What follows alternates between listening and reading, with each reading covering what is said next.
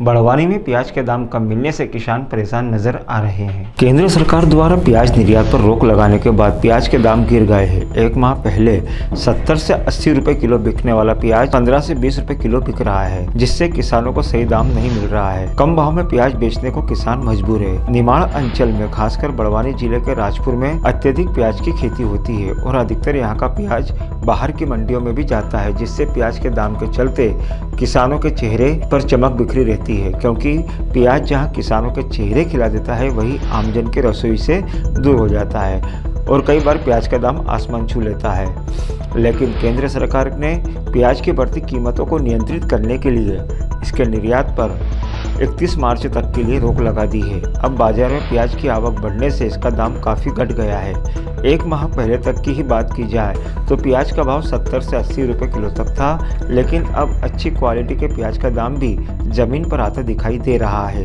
किसान इसकी वजह केंद्र सरकार द्वारा प्याज पर रोक लगाने को मानते हैं। राजपुर के किसान किशन कुशवाहा कहते हैं कि यह प्याज सिर्फ इंदौर नहीं बल्कि देश सहित अन्य जगहों पर भी निर्यात होता है, लेकिन केंद्र सरकार के निर्णय के चलते फिलहाल प्याज बाहर नहीं जा रहा है।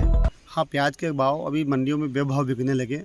कारण ये रहा है कि केंद्र सरकार ने जो प्याज एक्सपोर्ट होता था बाहर विदेशों में, उसको प्रतिबंध लगा दिया है 31 मार्च तक।